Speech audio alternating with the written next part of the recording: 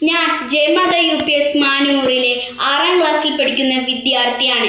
എൻ്റെ പേര് ഹണി ഗ്ലിറ്റസ്. കൊച്ചേട്ടൻ്റെ കത്ത്. പ്രിയ DCL കുടുംബാംഗങ്ങളെ, ഇടുക്കി ജില്ലയിലെ പ്രകാശ് സിറ്റി എന്ന എൻ്റെ കൊച്ചു ഗ്രാമത്തിലെ പ്രഭാത് പബ്ലിക് ലൈബ്രറി എന്ന ഞങ്ങളുടെ വായനാശാലയിൽ അപ്പൻ ഞങ്ങൾക്ക് അംഗത്വം എടുത്തു തരുന്നത് ഞങ്ങൾ 4ാം ക്ലാസ്സിൽ പഠിക്കുമ്പോഴാണ്. അന്നു മുതൽ പുസ്തകങ്ങൾ ഞങ്ങളുടെ കൂട്ടുകാരായി. എന്നു മാത്രമല്ല, വായിച്ചു കഴിഞ്ഞവയോട് വലിയ സ്നേഹവും വായിക്കാനുള്ള പുസ്തകങ്ങളോട് വലിയ ആകാംക്ഷയും ഞങ്ങളിൽ വളർത്തിയിരുന്നു. ഒരാഴ്ച ഒരു പുസ്തകം എന്ന വ്യവസ്ഥയിലാണ് അപ്പൻ ഞങ്ങളെ ലൈബ്രറിയിൽ അംഗങ്ങളാക്കിയത്.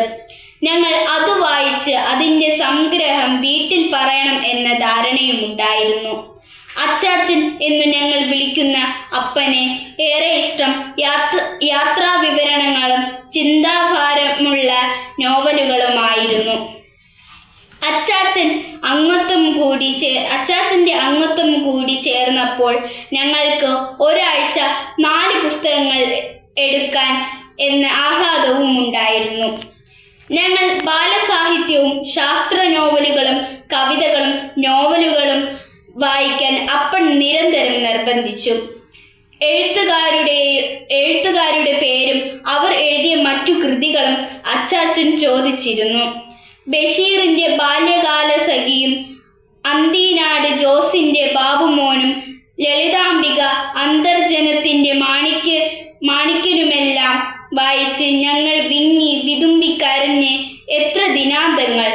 വേളൂർ കൃഷ്ണൻകുട്ടി, തോമസ് പാല തുടങ്ങിയവരുടെ ഹാസ്യഗ്രന്ഥങ്ങൾ വായിച്ചു ചിരിച്ചു മറിഞ്ഞ് രസിച്ചതും എല്ലാം ഇന്നലത്തെ പോലെ ഓർക്കുന്നു.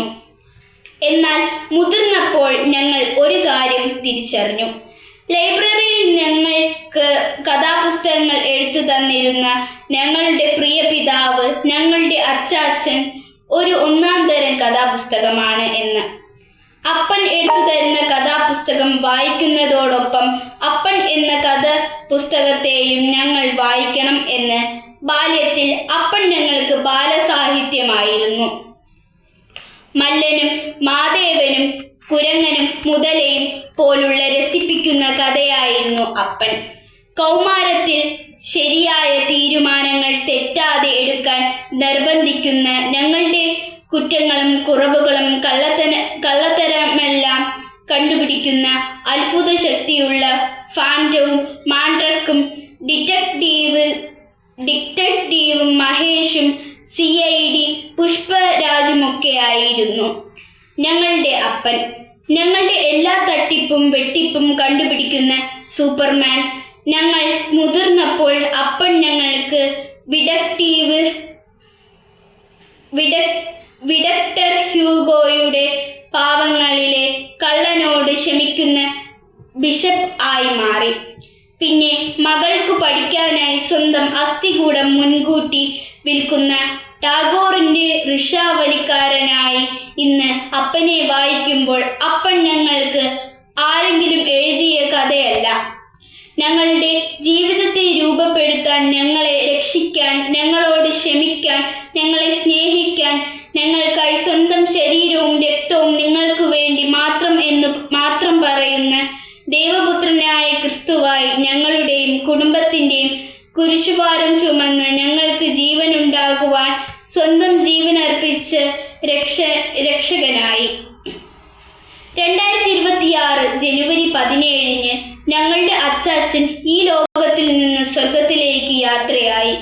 ഇന്നുവരെ ഞാൻ എഴുതിയ കൊച്ചേട്ടൻ്റെ കത്ത് എല്ലാം വായിച്ച് അഭിപ്രായം പറഞ്ഞ അച്ചാച്ചൻ എനിക്ക് അക്ഷരത്തെറ്റില്ലാത്ത പുസ്തകമാണ് അപ്പൻ എന്ന ഗ്രന്ഥത്തിൻ്റെ ജീവിതഘട്ടം എൻ്റെ ജീവിതത്തിൽ സുഗന്ധമാണ്. പ്രിയ കൂട്ടുകാരെ, നമ്മുടെ മാതാപിതാക്കളെ വായിക്കാനുള്ള വളർച്ചയാണ് മക്കൾ എന്ന പദവിയുടെ യോഗ്യത. നിങ്ങളുടെ മാതാപിതാക്കൾ നിങ്ങൾ വായിച്ചു തീർന്ന് നല്ല പുസ്തകങ്ങളാകട്ടെ, ആ ജീവിത കഥകളുടെ ദൃശ്യാവിഷ്കാരമാകട്ടെ നിങ്ങളുടെ ജീവിതം. സ്നേഹത്തോടെ, സ്വന്തം കൊച്ചേട്ടൻ.